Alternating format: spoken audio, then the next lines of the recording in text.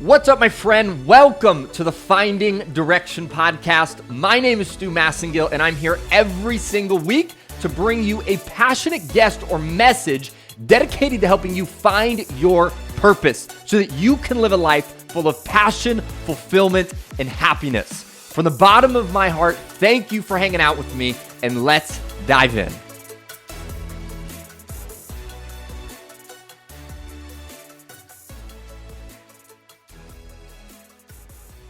What's up, my friend? Welcome back to another episode here on Finding Direction. I hope, as always, that you're having an incredible day. And on this week's episode, I am sitting down with my new-ish friend. We've been friends for about a year, Lizz Carter Clark.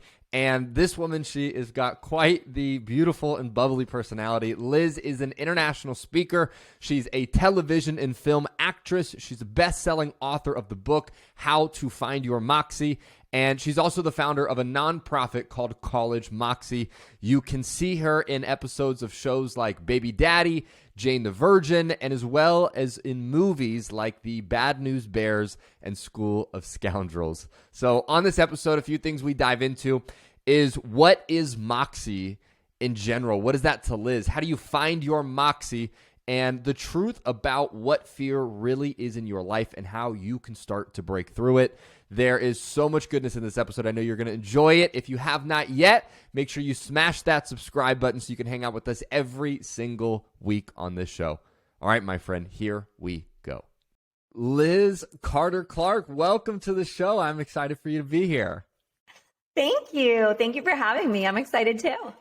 Absolutely. So as we dive into our conversation today, I would love it if you could give our listener just a little bit of an idea as far as who is Lizz, what do you do, and just a little bit about yourself. Okay. That's a big question. Yeah, my name is Lizz. My background is actually in TV and film. I was a TV and film actress for about 15 years. And all of that time, I was also volunteering with College Women, which led me to start the nonprofit College Moxie, whose mission is to empower every woman to know her worth so that we can raise the bar on campus culture. So really, I just saw a need that I didn't feel was fully being met, where people needed safe spaces to talk about hard things. And I just realized that that was something that I was capable of creating. So I developed a curriculum and put it on a few campuses and piloted it, got good feedback. So we've kind of grown from there. And so I speak on college campuses. I now do consulting with international organizations. I speak at women's conferences and really just anywhere that there's an ability to make an impact that's in my wheelhouse, I want in. So that's kind of what I do and who I am. Yeah. I love it. Beautifully articulated as well. So if we go back in your life then to some of the early stages of your life, I am curious, how did you first, really get interested in film and everything you did in acting and the movie industry? How did that sort of all first come about, and where was that seed first planted? Oh, that's so interesting. So I don't fully have this memory, but my parents would tell you that by about 4 or 5, if they had friends over, those friends were not allowed to leave until I had stood on the table with my Bugs Bunny record player and sang into a microphone for them. And that's awesome. Yeah, I think I was just a kid that and honestly, this has helped me be successful as an adult. I've just always kind of gone through life assuming people like me and not really questioning that maybe they would find me annoying to be singing into a carrot microphone while they're trying to eat dinner or something. So I've always been very verbal. I started doing commercial work and theater when I was young and just always loved it. I just always loved the challenge of different roles and also just the community. And so, it was just kind of a place where I found a creative outlet for a lot of things in life that I realized I could make a career if I wanted to. So cool. And so when you grew up, did your parents put you in commercials, or was something where you advocated to do it? Yeah, I was actually the kid that was like, I want to do this. And, my first audition was for a local theater company version of Annie. And like, I knew every word, I knew every song, and I was so ready. And I got up there for the audition and I was like, it's hard knock life for us. It's hard knock life for us. And I was just like, so I think just, overwhelmed by lights in a huge space. And I learned my lesson in that moment. So I didn't have parents that pushed it. I remember in like 7th grade, I came home and I was like, Mom, do you know there are schools where I can go that I can live at that school and all I do is sing and dance and act and I can live there? And my mom was like, who told you this? Like, my parents were not like, putting me in pageants or really excited. They supported me, but it was definitely my idea and I had to drive the train. Interesting. And so as you graduate then, so obviously you went to USC and graduated in performance arts, right? And acting. And so when you graduated, what was the process like for you to actually like become successful at this? Because obviously there's, I don't know what the number would be, but millions of people trying to go into the acting space and probably millions of people that do not succeed. But you were able to obviously do some incredible work. You did it for 15 years for a living. So what were some of the things, if you could boil it down to maybe 2 or 3 skill sets that really allowed you to thrive in that? Wow, that's a great question. Well, first of all, at the end of the day, I think it really comes down to confidence. Also being able to read a room and figure out how pieces fit together. And then just being committed to being good at what you do. Acting is one of those crazy things where like you can be really great at it. You can be really well trained. They don't always mean the same thing. And, you can also have some, kid from Iowa that's like, well, I got a degree in finance, but I think I'm going to go try acting, and they might end up on a soap opera next week. Like, you just never know what's going to happen. And so it's not an industry where A + B = C. I think I was very fortunate in a few ways. Number one, the program I was in at USC was very focused. They take 15 freshmen a year at the time from all over the country. And so, I was from Oklahoma. I walked in and I remember being like, oh my gosh, I know 3 of these people because I watched them on shows growing up. Like, I was very fish out of water moving to Los Angeles from Tulsa, Oklahoma. But the program really, it built my confidence in good ways and also challenging ways. And I knew that I was good at what I did. And I also had a mentor, acting teacher who was just awesome and took me under his wing and realized some of the things that I had resistance to. Like, it was good that I was using my voice, even though I didn't fully understand that part of myself at the time. I don't know if that really makes sense, but he really looked out for me. And our senior year, we had a workshop and where like a bunch of different agents came, and that's how most people connected. And he called me and he was like, I don't want you to sign with anyone. I want you to call me. And I was like, oh, great. I'm not going to graduate. What did I do? Because, I was always kind of like trying to navigate what acting meant to me, I think some people consider me a sellout because I just wanted to make people laugh and be on TV and film. And some people were like all about the deeper meaning of a script and like, let's do this crazy interpretation of Shakespeare. And I'm like, that's awesome for you, but that's not what I was. Not you. So, exactly. And so he just let me know in this phone call. He's like, there's a manager I want to introduce you to. I've watched how you've navigated the last few years, and I really have a lot of respect for you for standing up for what you believe in. And I think you're really talented, and I want to make sure that you get in the right hands. And gosh, that meant so much to me. And so he ended up setting me up with someone that was able to open doors that, not everybody can. So there's so many people in that industry that work really hard and are so well intended. But at the end of the day, like, if you can't get in a room, then it doesn't really matter. And even having the right people on your team, there are still doors that don't open, or like a door that you bust through and like nail it. But like before you're even in the room, an offer's being made. So, there's so much about it that plays in. So interesting. And such a powerful just reminder of like the people and the network you have is such a powerful thing in your life, right? And obviously you were very fortunate with this person to really take you under your wing, but when you can have someone make a connection like that for you, it just immensely helps you go in the right direction that you want to go.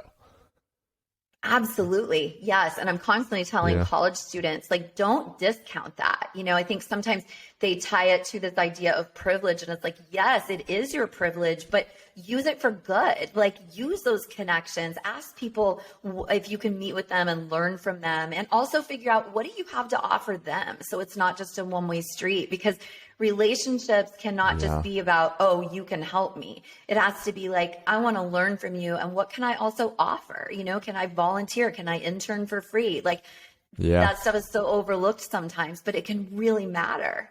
Yeah. And it's an important thing too, as you're getting started, that like time is one of your greatest value adds to other people, right? Because sometimes you can go through and you go, well, I'm not like really good at marketing, or I'm not good with video, or I'm not good at XYZ skill. But the reality is, if you have time that you're willing to invest, for people that are busy, that have a lot of things going on in their life, if you say, hey, I'm willing to dedicate 10 hours a week to just helping you with anything you need help with. For someone that's really busy, they go, man, to have someone help me for 10 hours, like, that's a huge value add to their life. So it's remembering that something that you may not think is valuable may actually be really valuable to somebody else. Totally agree. Yeah, it's a great point. So if you go, continue down your career, you're in acting for 15 years, and I would love to hear about this part of your life that I actually, because we've been friends for, about a year now, and I never realized this part of your story until, this podcast. I'm kind of researching your life. But while you were acting, you, as you mentioned earlier, you were volunteering, and really like pouring into younger women.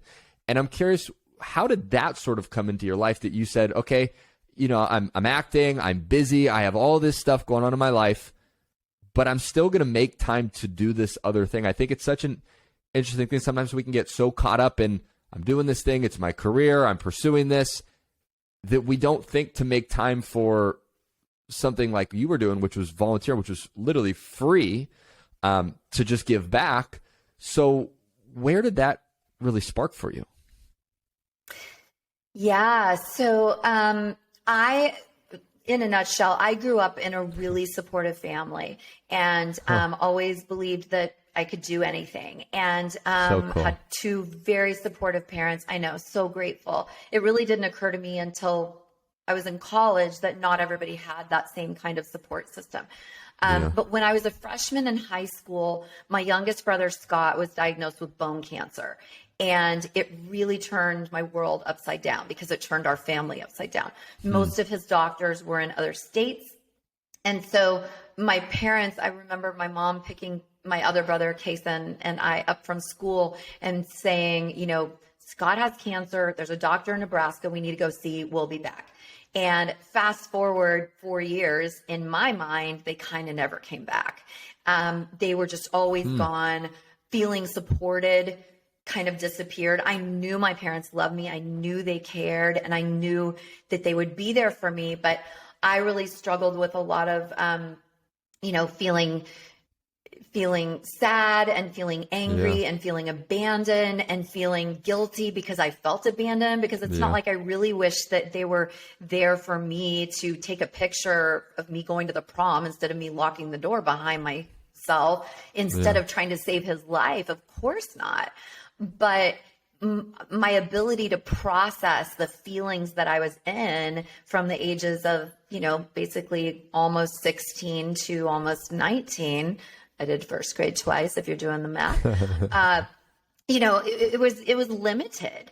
And so when I went to college, I didn't know anyone. And, leaving out a major detail, during my senior year, right before I went to college, my brother passed away. And so it was also just this feeling of, my gosh, we have sacrificed so much to get him what he needed, and it didn't work. And we were all so deep in grief, but kind of in silos. And I went to college where I didn't know anybody, and nobody knew that I was hurting. And I realized, I was like, okay, well, I've been acting for a long time. I don't need to burden anyone with this. I can be whoever I want to be. And so I just decided to fake it. And boy, did that become completely exhausting. But it was it was through my sorority experience, actually going through recruitment, that I wasn't sure that I was going to find any value in, to be honest. I wasn't sure it was for me, but I met some women that I felt safe enough with to be real. And they were like, how are you? And it was like my third day meeting them. And I was like, I'm actually a hot mess. Like, I know I've got a great resume, but like, I'm not okay. This is what I'm going through. And risking this super awkward moment actually caused them to lean in and say, we see you. We are so sorry. How can we best support you? And looking back, this moment really changed my life, because I think it's the first time that I realized that I could be enough in a community of women without being perfect or having to pretend that I was perfect. Yeah. And so the other piece of that is that because my life felt so out of control, my coping mechanism was leadership. So I just ran anything anybody would let me run. So because of that, I was the president of my new member class. I was the president of my sorority. I was very active on campus. I was in all the plays. And so when I graduated, I knew that my trajectory was acting. Quite frankly, it never really occurred to me maybe there was something else. But because I'd been so involved with college women and had been in leadership, I was asked to come back and be a chapter advisor at a very young age. And it was actually then that I started to realize, okay, wait a minute. I just spent 4 years totally believing the lie that I was alone, because while my circumstances were unique, I didn't meet a lot of other people that were down a sibling, but I did meet a lot of people that were trying to figure out what it meant to all of a sudden be considered an adult, to have every choice in front of you without your mom and your dad to let you know like what might be a good idea or what might not. Because even when my parents weren't there, my close group of girlfriends, like it was still a pretty insulated environment. And now I'm downtown LA at USC and like the world is my oyster. But what does that really mean? Because my brain is not really any more developed than it was 2 months ago in like the safe little bubble of my high school in Tulsa, Oklahoma, you know? So it was really just like navigating a lot and figuring things out. And it was during my volunteerism that I started to realize, oh my gosh, if I'm just around often enough, women will share their stories. And I had so much more in common with them than I ever realized. And then I realized, wait, they don't realize they're not alone either. And I was like, what are the other lies that we tend to believe in our communities? Because college campuses are filled with lies. I have to be this size to be pretty. I have to party this many nights to be relevant. I have to pull all-nighters this many nights or I'm not working hard enough. I have to get this many likes on an Instagram post or nobody cares. Like so many things that we start to believe that are not rooted in fact at all. And so while I knew that acting was going to be my career, I think I always felt more purpose in just being able to encourage or empower a college woman to know that they were not alone. And then I started to realize the leadership experiences I had had brought a lot to the table too. And so in volunteerism, I kind of started to climb the volunteer ladder, so to speak. And then ironically, when I left acting to start my nonprofit, I thought I was leaving an industry completely to start something new. I had no idea that my skills were transferable. I think what makes me so valuable as a consultant in that space is that I spent so many years figuring out how to connect motive with behavior, because a good actor has a motive for everything they do. You don't just do it because that's performing.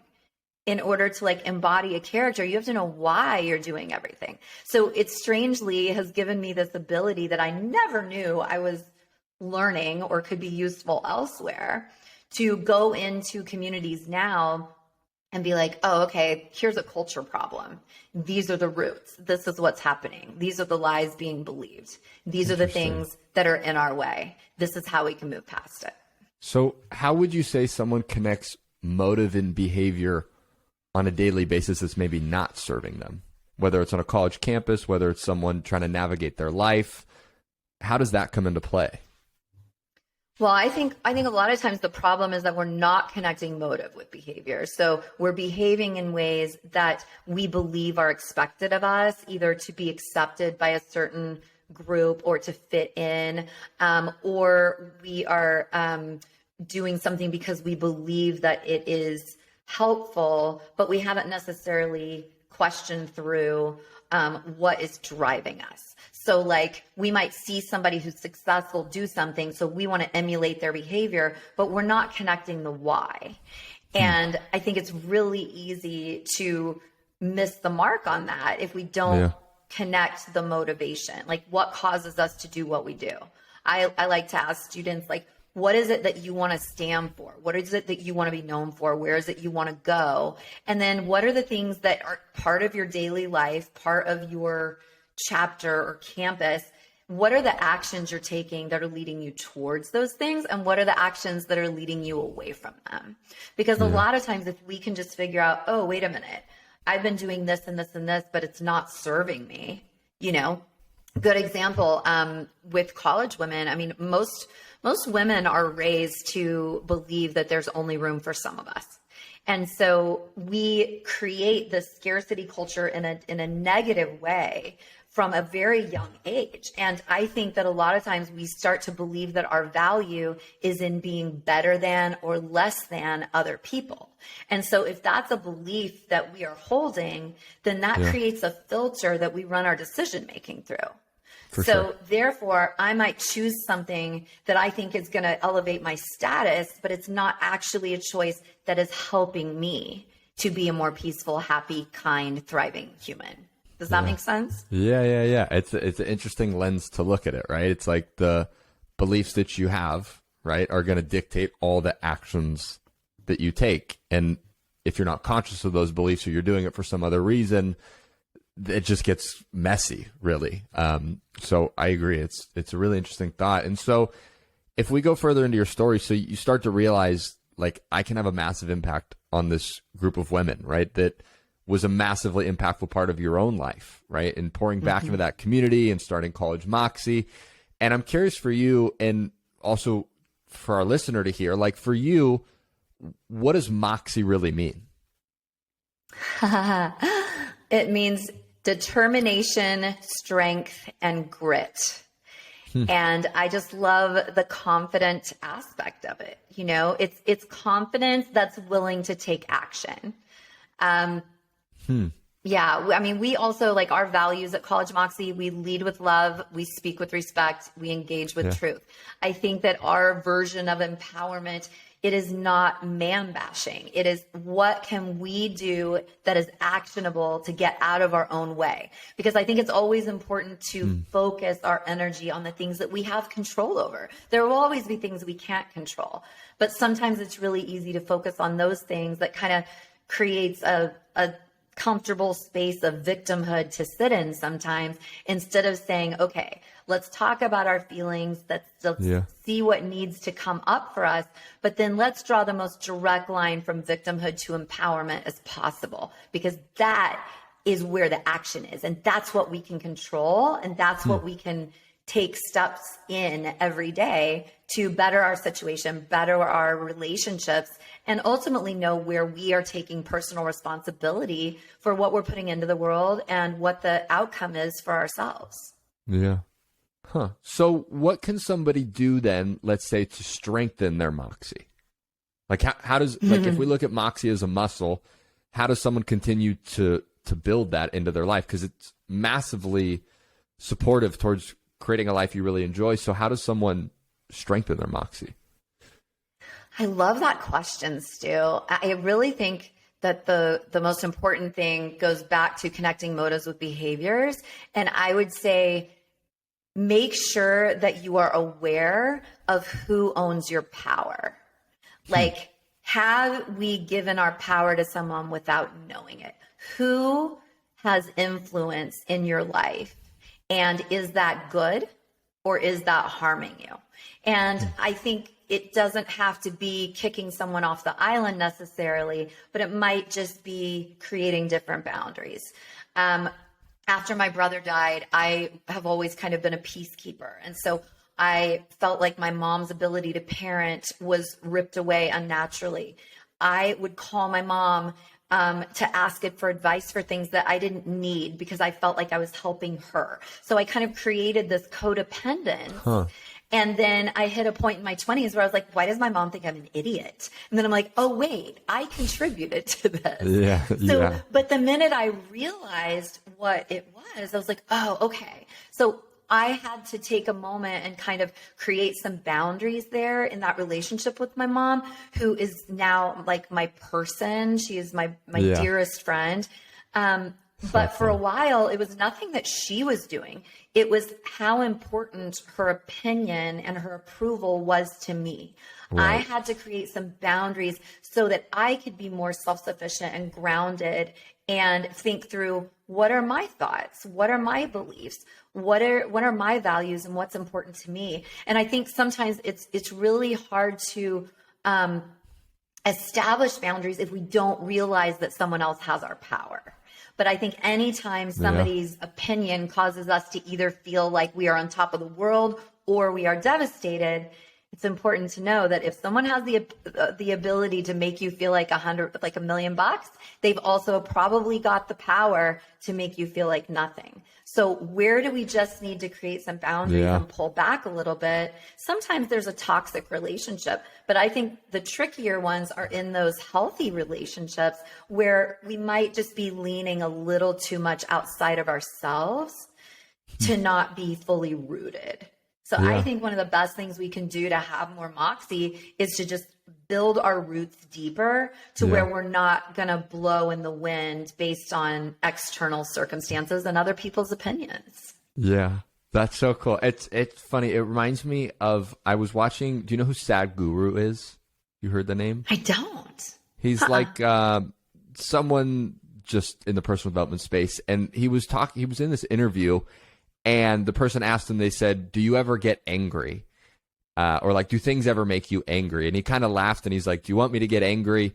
And he ultimately started to explain. He goes, I will not give someone the power to make me angry, right? Like that's giving all my power away. If I'm giving someone else the power to determine and make me feel angry, that's just a massive thing that I'm giving to them. So essentially what he's talking about is just like what you're mentioning, is that sometimes we give other people the power to determine how we're going to feel or how we're going to even act or operate in our life.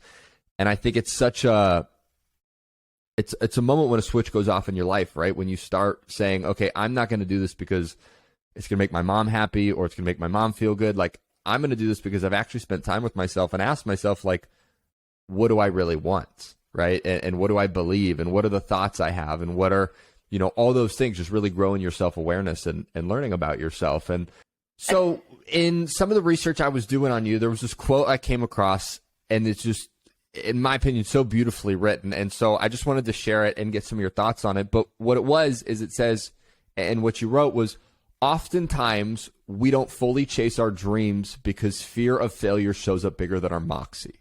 We wrestle with what ifs and rationalize all the reasons why it's best to stay in our comfort zones and pretend we're good with it.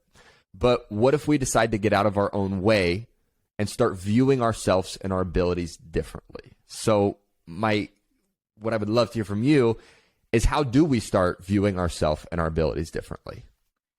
Yeah.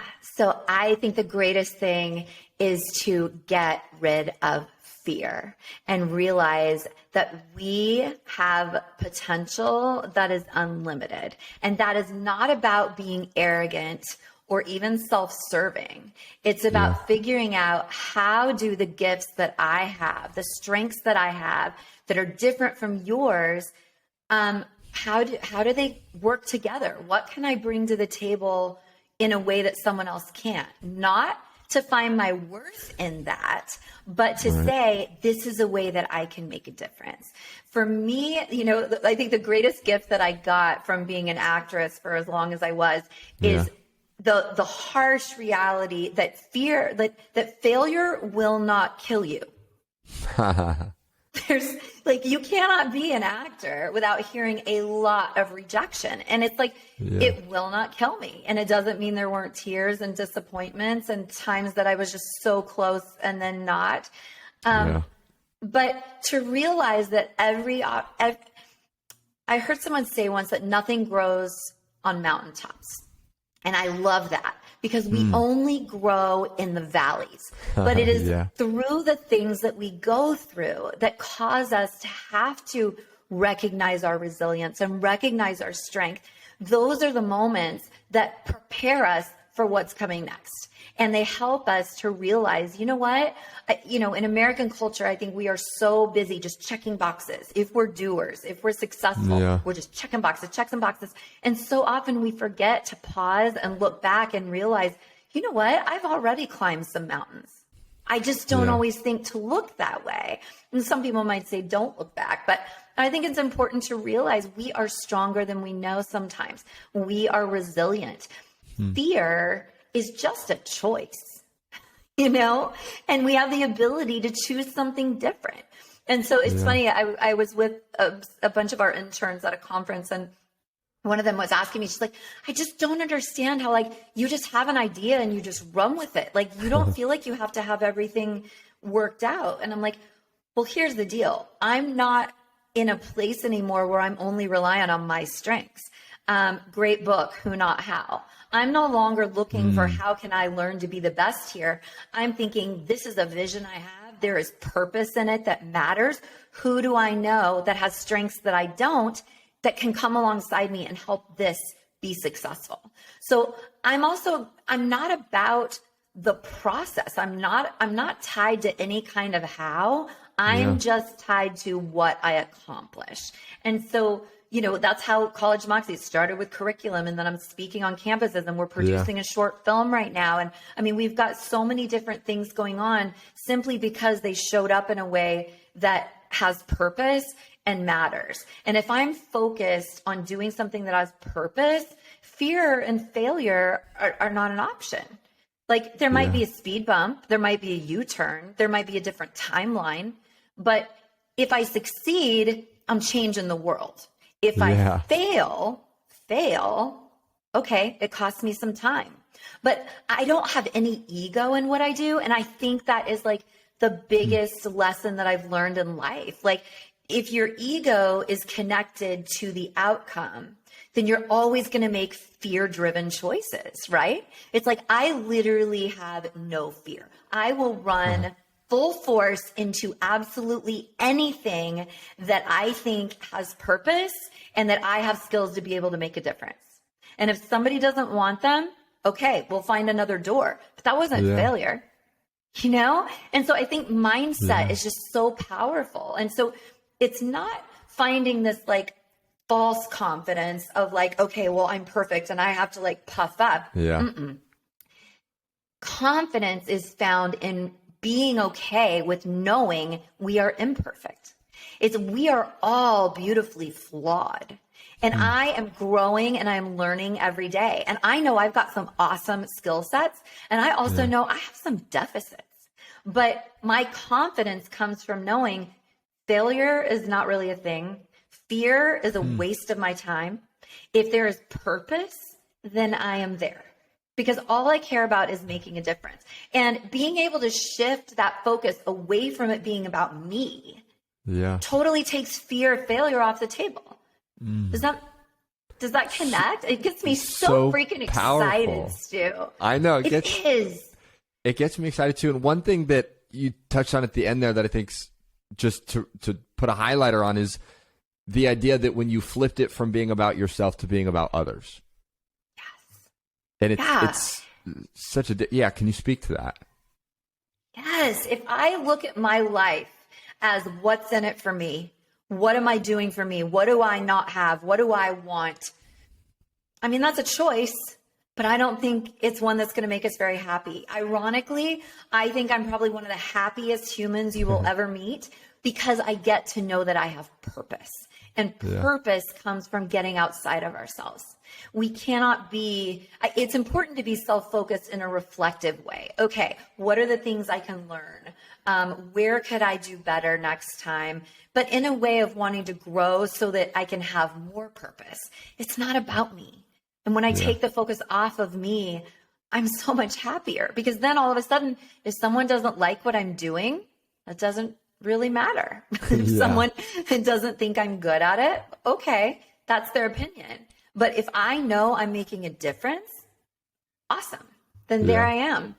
But I think sometimes we think about, okay, I need to be more confident. I need to have more moxie. And we think that it means like we need to be completely self-absorbed. And it's like, that is the opposite. That is like seeking false confidence that comes from a place of, okay, telling myself I'm enough, I'm enough, I'm enough. It's like, okay, how about just decide you're enough, but you're also growing?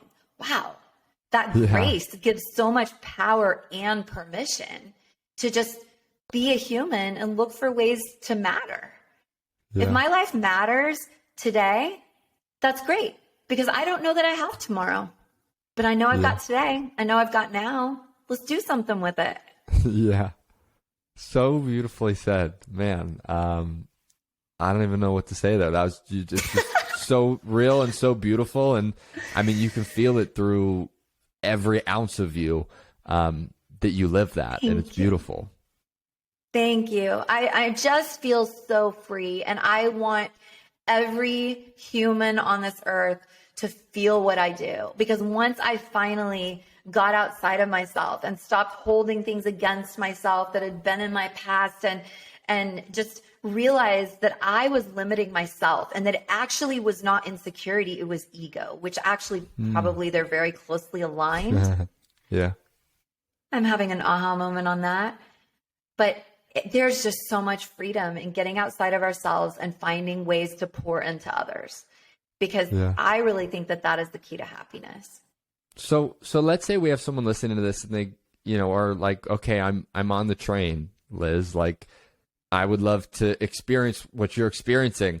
What are, a few, let's say, practical things someone could do to go from the place of, maybe not being super satisfied and fulfilled and happy with where they're at, to at least, not a crazy shift overnight over one conversation they heard on a podcast, but what are a few steps they could at least start taking to go from that place to more of where you're at, where you're just enriched with a purpose?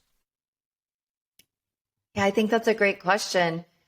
I mean, I hate to do a shameless plug, but I really think that buying this book is going to help you. How to Find Your Moxie. I mean, it really is just full of, every chapter is just steps on that. Where are we in all of these different aspects of our lives?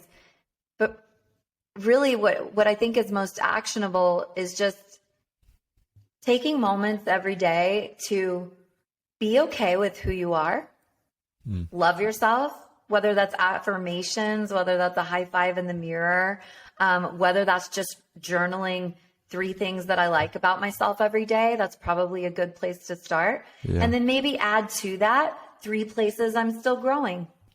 It's okay. We're not less confident if we acknowledge that. We're more confident, right? Because being comfortable with who we are is really important to being able to have purpose. Another thing I think is really important and is actionable. Growing up, my dad used to always say, when you get squeezed, will you be a lemon or an orange? Because what you put in is what will come out. And typically when he had motive to share this with me, it would be met with like an eye roll, because like I was obviously being a lemon when this was being said, right? But it has impacted my life so much, because I think about it and I'm like, oh yeah, like times in my life when I have been disappointed, frustrated, angry, I'm not taking care of myself the way that I should. My music choices become a lot angrier, cynical. I'm really big on guarding my mind.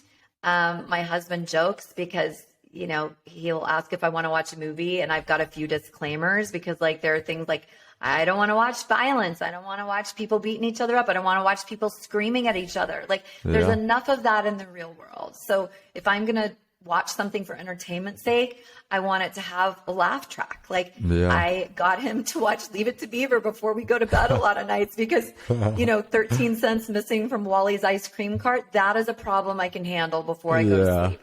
And it doesn't mean that I bury my head in the sand about everything in the world, but I am very cautious of taking in a lot of negativity if I don't have the ability to fix it. So I really try to guard my mind and pour into my roots, so to speak. A lot of times I will ask students when we talk about what confidence-driven behavior looks like and what insecurity-driven behavior looks like, they're easy to confuse sometimes because insecurity is usually loud and needs validation and needs to take up space in the room. And a lot of times it's easy to think, oh, that person's really confident, when really they're probably just seeking relevance in a way that we can have grace for, but we don't have to cower to it, right? But I will ask them, what are things that you do in your daily routine when you show up at your best? And then what are things that are missing from your daily routine when you're not awesome? I know for me, if I am not getting good sleep, I'm not eating things that grow in the ground. Sometimes when I travel a ton for work, it's really hard to find fresh food. It impacts me. And I'm much more likely to be impatient. I'm much more likely to have a reaction instead of a thoughtful response. And knowing those things about myself is super helpful. So creating self-awareness about what is part of your routine that is good for you and what is part of your routine that maybe shouldn't be there very often or anymore, I think is a great actionable place to start. Love it. Love it, love it, love it. Lots of actionable things. One question I have for you, just one or two more questions as we wrap up here is, for anybody that's joined us today and they're going, Liz, I love your energy. I love what you're doing. I love what you're about. I want to, hang out in your world more and just get to know you more. Where's the best place for our listener to go and find you and hang out with you? Oh my goodness. You can always connect with me on Instagram. The Lizz Carter. And Liz has 2 Z's. I think there was another Liz in first or second grade and I just couldn't handle it. So it has another Z. Or through the College Moxie website as well. You can always shoot me an email. Actually, my email and my Instagram are both in my book. And it's amazing how people reach out. And if there's ever a way I can encourage someone, I'm always happy to do it. So don't be afraid. Love it. Love it, love it. So last question I have for you, which is a question we ask for all of our guests because we want to help people find direction, but do it through action, is what would you say is one thing our listener can do in the next 24 to 48 hours to start finding direction in their life? I want to be thoughtful about this answer. I'm going to say journal. Journal what you like about yourself. Journal what you're afraid of. Figure out if that deserves to take up space. I like to think, I'm a very visual learner. I'm ADD. I'm very right-brained. And I think of myself like there's an apartment inside of me. And every day I get to decide what I rent my space to. And there's only so much space. So if I'm renting all of my space to other people's problems or things that are negative, then there's a lot less space for me to be walking in my purpose and to have influence in a positive way and just to have peace inside of my apartment. And so I think journaling is a really great way to figure out what it is that you are renting space to and maybe who you need to create or what you need to create more space for. And maybe what needs to get evicted as well. I love it. Beautifully said. Well, Liz, it has been an absolute honor to have you on the show. Thank you so much for your time, your wisdom, sharing your story, and we massively appreciate you. Thanks for having me, Stu. Absolutely. It's been a pleasure. Congratulations, my friend, on crushing it through another episode here on Finding Direction. Make sure you give yourself a pat on the back, a round of applause, because you are one of the few who is not willing to settle for less than a life that lights up your soul, and that is absolutely something worth celebrating. I want to say thank you for joining me on another episode here on this show, and if you want to hang out a little bit more, I have another episode coming up right after this. You can feel free to stick around for that one, and other than that, have a wonderful rest of your day, and I will talk to you soon.